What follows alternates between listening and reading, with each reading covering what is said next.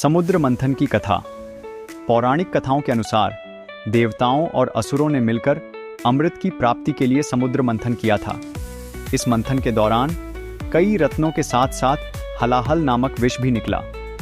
इस विष की भयंकर ज्वाला से सृष्टि को बचाने के लिए भगवान शिव ने इसे अपने कंठ में धारण कर लिया। विष के प्रभाव से उनका कंठ नीला पड़ गया, जिसके कारण उन्हें नीलकंठ कहा जाता है। महाशिवरात्रि के दिन भगवान शिव ने इस विष का पान करके संसार को विनाश से बचाया था, इसलिए इस दिन उनका विषपान विशेष रूप से याद किया जाता है। शिव विवाह की कथा। महाशिवरात्रि को भगवान शिव और माता पार्वती के विवाह के उत्सव के रूप में भी मनाया जाता है। माता पार्वती ने भगवान शिव को पति के रूप में पाने के लिए कठोर तपस्या की थी। उनकी तपस्या से प्रसन्न होकर भगवान शिव ने उनसे विवाह किया।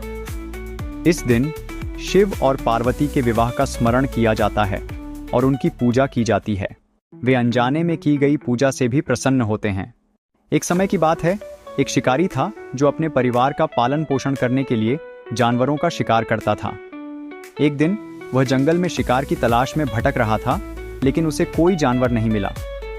भूख और थकान से व्याकुल होकर वह एक बेल के पेड़ पर चढ़ गया और रात होने का इंतजार करने लगा। संयोगवश वह बेल का पेड़ एक शिवलिंग के ऊपर था। रात में एक हिरणी पानी पीने के लिए तालाब पर आई। शिकारी ने उसे मारने के लिए अपना धनुष उठाया, लेकिन हिरणी ने उससे प्रार्थना की कि वह उसे उसके बच्चों से मिलने दे।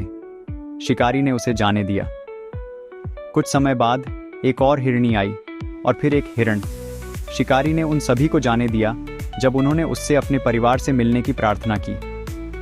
अनजाने में शिकारी ने पूरी रात बेल के पेड़ से बेल पत्र तोड़ तोड़कर शिवलिंग पर गिराए और उपवास भी किया। इस प्रकार उसने अनजाने में शिवरात्रि की पूजा कर ली। जब शिकारी सुबह नीचे उतरा तो वह एक दिव्य अनुभव से भर गया।